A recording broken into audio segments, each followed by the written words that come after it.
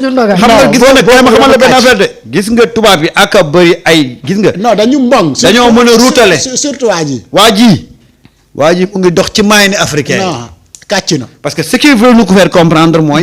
France moo jël décision. non du pour base militaire yi quitter Afrique. non loolu du dëgg. alors que am na benn rencontre bu ñu def fan yële passé benn groupe bu ñuy wax GEOS nga xam ne ñoom ñooy réfléchiral France en termes de sécurité mais ñoom li ñu doon wax mooy nañu préparer en cas bu ñu leen fi jëlee bu ñu fi jëlee seen base militaire.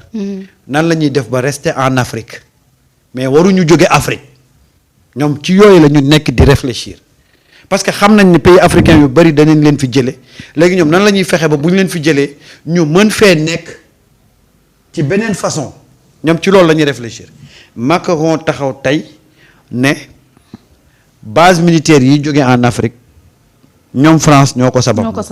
loolu la wax de. waaw et que beaucoup de dirigeants africains voulaient que base française yi des seen dëkk loolu la Macron wax. waaw nekk léegi bu Sénégal c'est que gis nga Emmanuel Macron fii ci discours am bi il n'a pas été honnête et il n'est pas reconnaissant parce que il voulait tout simplement que nos autorités disent merci à la France et que les autorités ne l'ont pas dit moom loolu lay wax de parce que fii Dóor suñu réalisateur bi li ma yónnee nii mu ne la France n'est pas en recul en Afrique. Elle est simplement lucide et se réorganise, affirme le président Macron. Il a raison. Mais Macron, en ouverture de la conférence des ambassadeurs ce 6 janvier 2025, à Paris, Emmanuel Macron a notamment évoqué dans son discours la fin récente de partenariat militaire sur le continent. Je crois qu'on a oublié de nous dire merci. Ce n'est pas grave ça viendra avec le temps. kan moo leen di wax merci. mais kan moom laa bëggoon laaj. kan moo leen di wax merci. mais on te fout nous la paix. mais door jëlal say bagages bul fi bàyyi dara. mais tu veux qu'on te remercie ñu yóbbul la ko. Emmanuel Macron nag maa ngi door a comprendre degré métit bi ndogal li président Diomaye ak Ousmane Sonko jël. non mais neexu leen de. mais nañu waxante dëgg Macron. Ousmane Sonko ak Diomaye ñoo inspiré les autres. mais su Alassane Ouattara demee bay wax que ne on va voir comment ça c'est les bases militaires au Sénégal en Côte d'Ivoire ça veut dire que ni xam na ne li mu amoon yëpp yàqu na de. te nekk un président de la France ak yi Sénégal France amoon yëpp mu ñàkkee ko say loxo. mais gàcce raw weesuwu ko. parce que école yi dinañ ko jàngale. les bases militaires ont été sachez de l'Afrique. pendant que Macron était le président de la République mais woy bu ñaaw boobu du ko neex. déedéet. mais nag dañu bëgg ay pays yu souverain moo tax tout à l'heure moi j'ai fait benn chronique yéen ñi ñuy seetaan mën ngeen dem lire chronique bi c'est sur Sunugal 24 sur cette affaire là. retrait des bases militaires mais Macron na may nit ñi jàmm. waaw mooy dëgg de. xam nga ni la France amul benn ressource lu dul li ma fi wax tout à l'heure mooy ay fleurs yu nga xamante ni si la ñu sukkandiku pour defar ay parfum ginnaaw la lépp lu ñu am dañ ko jëlee en Afrique. et aujourd'hui nag du leen neex pour que africains yi jëlaat seen destin en main pour wax leen na leen sa waay ñun dañuy soxla suñu souveraineté. te suñu souveraineté mënuñu ko am ba pare di ñu déléguer benn partie si suñu sécurité à des étrangers loolu mënul ne c'est pas possible. donc seen base militaire yi yéen a xam fu ngeen jël dem leen ko léegi nag fi mu bëgg a ñëw te xam naa ne fa la jëm. muy fan mooy fi Ousmane Sonko waxee ci déclaration de kii bi ci politique générale bi ne dañuy def réciprocité des visas xam naa mu ngi naan ñii kat comme inspiré nañ gaañi ba ñu dàq suñu militaires yi léegi fa ñu jëm ak ñun mooy benn français du fa dugg te doo visa su dul loolu nañu bàyyi suñu frontière yi mu ne yàmbalang africain bu jóg mën a ñëw dugg di génn comme ni mu la neexee su dul loolu ñun la ñu bëggoon pour dem wuti ko en Afrique du ko mën a am comme nañ ko doon defee et vent de changement boobu nag di souffler di ñëw mais looloo ko métti donc fii ñun nous n'avions pas besoin que ñu di nga di ñu wax merci mais on te mais dañu war réclamer ay indemnité d'avoir occupé illégalement nos terres ñaata nga ñu waroon fay en location loolu lañ lay war a laaj nga rattrapé wu location bi nga waroon fay noonu yëpp pour say base militaire nga verser ñu ko yaxati mu laa naa nag yooyu tamit sëñ Macron. voilà astafurlah. te li muy wax ni petit Macron. li muy wax ni le français Macron. li muy wax ni amul. parce que gis nga le groupe GEOS ak li ñuy wax défense conseil sécurité DCI dañu def benn rencontre xam nga intitulé bi lan la woon par quoi remplacer la présence militaire française ñoom ci loolu la ñu nekk di réfléchir par quoi remplacer la présence militaire française c'est-à-dire que ñoom xam nañ ne militaire français dañ fiy jóge mais France moo bëggul jóge de moo bëggul jël dindi loxoom Afrique léegi ils sont en train maintenant de voir lan la ñu war a remplacer cette présence militaire là ci loolu la ñu nekk di réfléchir parce que France bu amoon lu ko gënal ces militaires du ñu quitter mu ko l'Afrique mais tey dafa am benn dynamique boo xam ne pays africains yu bëri dañ ko impulsé mooy fexe ba cette présence militaire là française ci dëkku Afrique yi mu jóge fii mais ñoom nag ñu ngi ci ay réflexions yu intenses pour pouvoir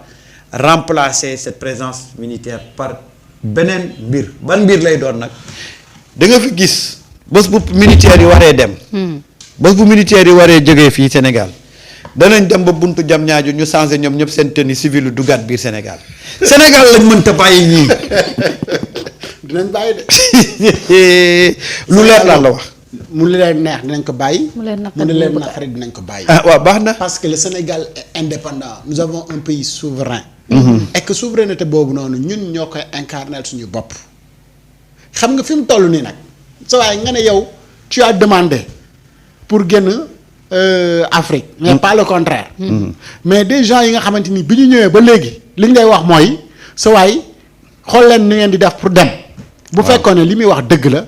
keroog ba ko Diomaye njëkkee wax le lendemain ma gisoon réaction de leur part. ñu indi seen avion militaire ne désormais aujourd'hui mais la base quitte Dakar. ñu dugal seen i militaire seen avion ñu dem mais ba léegi ñoo ngi fi. mais keroog ba ko Diomaye waxee donc il faut aussi déclarer aussi adresse à la nation au président bi mu wax ne j'ai instruit au ministre des forces armées. waaw pour mu waxtaan ak yeneen gaañ yi pour ñu xool naka la ñuy gaaw génne fii nii moo tax l'autre jour nee naa la Sénégal de xaw ma beneen pays de mais am naa yàqin ne fii ak avril dootoo fi gis benn base militaire étrangère. ñu libéré waale suñu suuf si tuuti. non ñu bàyyi. xoolal suñu suuf si sax lañ ko occupé parce que quand même ma jàpp ne base mi est de coopération militaire ak yooyu yëpp yeneen dëkk yëpp ñoo ko bokk am nañu ko.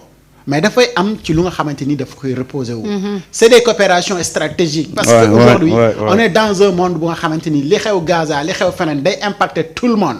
donc ce n'est pas États-Unis wala France rek ñoo am intérêt wu Sénégal nekk ci sécurité nous avons tous besoin que ñun ñëpp ñu nekk ci sécurité. mais loolu nañu ko basé wu ci naka la ñuy def pour former des jeunes sénégalais.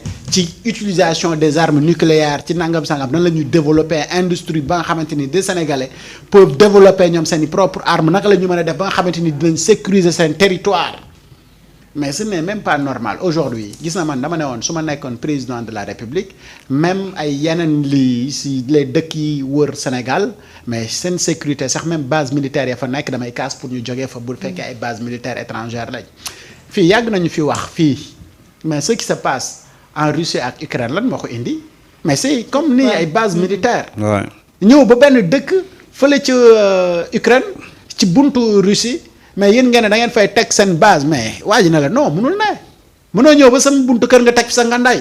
c'est le début de possible waaw. Russie non naka du ma nangu loolu da ngeen fi jógee parce que mënoo nekk sama ennemi. sa waaye di nekk sama buntu kër teg fi say ngandaay. ma génn fu ma génn nga bëgg ma raatale non non du ma ko nangu. ay man su ma nekkoon président Sénégal Gambie et autres là amul sax benn base militaire bu fay nekk. top. sa waaye say la Gambie est à l'intérieur du Sénégal. top les gens vont régler cette question. non mais c'est des questions. gis nga dans leur projet même boo xoolee dans leur projet ils l'ont dit. il dit que un peuple conscient ne saurait confier la défense de sa patrie à un groupe d'hommes quelles que soient leurs compétences. les peuples conscients assument eux-mêmes la défense de leur patrie. c'est-à-dire que gis nga ñii dañ ko dëxañ ci seen projet.